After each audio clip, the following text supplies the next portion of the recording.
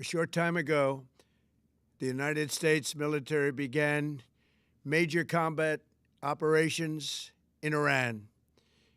Our objective is to defend the American people by eliminating imminent threats from the Iranian regime, a vicious group of very hard, terrible people. Its menacing activities directly endanger the United States, our troops, our bases overseas, and our allies throughout the world. For 47 years, the Iranian regime has chanted death to America and waged an unending campaign of bloodshed and mass murder, targeting the United States, our troops, and the innocent people in many, many countries. Among the regime's very first acts was to back a violent takeover of the U.S. Embassy in Tehran, holding dozens of American hostages for 444 days. In 1983, Iran's proxies carried out the Marine barracks bombing in Beirut that killed 241 American military personnel. In 2000, they knew and were probably involved with the attack on the USS Cole. Many died.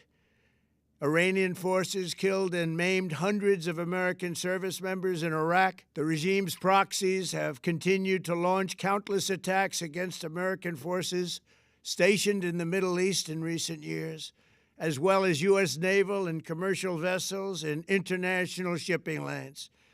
It's been mass terror, and we're not going to put up with it any longer. From Lebanon to Yemen and Syria to Iraq, the regime has armed, trained, and funded terrorist militias that have soaked the earth with blood and guts. And it was Iran's proxy, Hamas, that launched the monstrous October 7th attacks on Israel, slaughtering more than 1,000 innocent people, including 46 Americans, while taking 12 of our citizens hostage. It was brutal, something like the world has never seen before.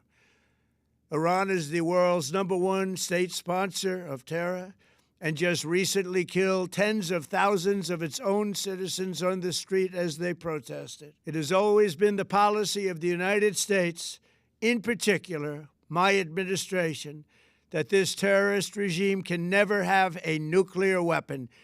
I'll say it again, they can never have a nuclear weapon.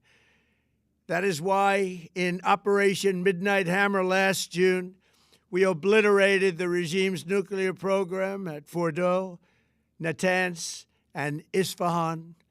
After that attack, we warned them never to resume their malicious pursuit of nuclear weapons, and we sought repeatedly to make a deal. We tried. They wanted to do it. They didn't want to do it. Again, they wanted to do it. They didn't want to do it. They didn't know what was happening. They just wanted to practice evil. But Iran refused, just as it has for decades and decades.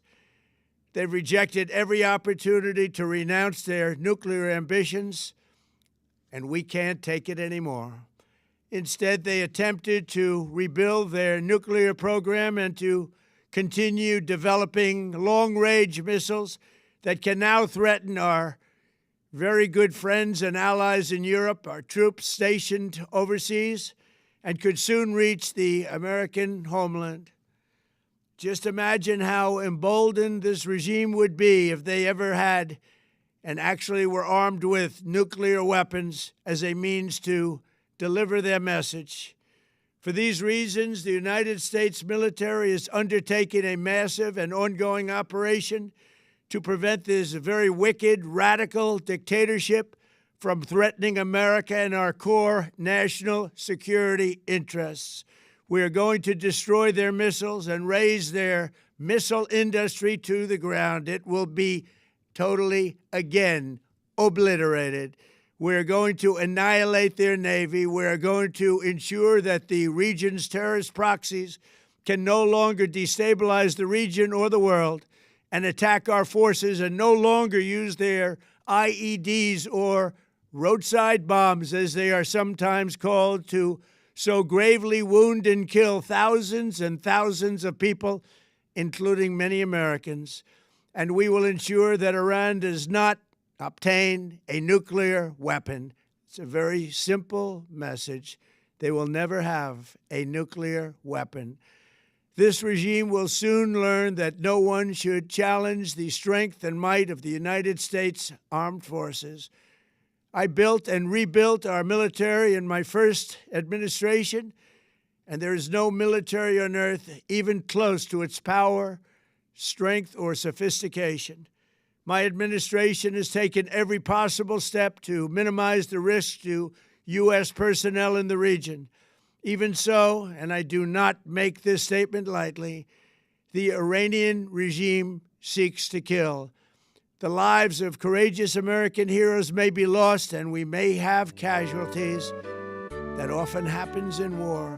But we're doing this not for now. We're doing this for the future, and it is a noble mission. We pray for every service member as they selflessly risk their lives to ensure that Americans and our children will never be threatened by a nuclear-armed Iran. We ask God to protect all of our heroes in harm's way, and we trust that, with His help, the men and women of the armed forces will prevail.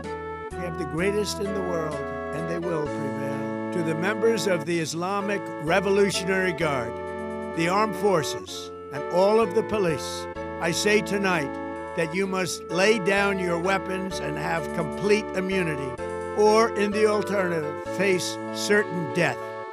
So, lay down your arms. You will be treated fairly with total immunity, or you will face certain death. Finally, to the great proud people of Iran, I say tonight that the hour of your freedom is at hand. Stay sheltered. Don't leave your home. It's very dangerous outside. Bombs will be dropping everywhere. When we are finished, take over your government. It will be yours to take. This will be probably your only chance for generations. For many years, you have asked for America's help, but you never got it. No president was willing to do what I am willing to do tonight. Now you have a president who is giving you what you want. So let's see how you respond. America is backing you with overwhelming strength and devastating force. Now is the time to seize control of your destiny and to unleash the prosperous and glorious future that is close within your reach. This is the moment for action. Do not let it pass. May God bless the brave men and women of America's armed forces. May God bless the United States of America. May God bless you all.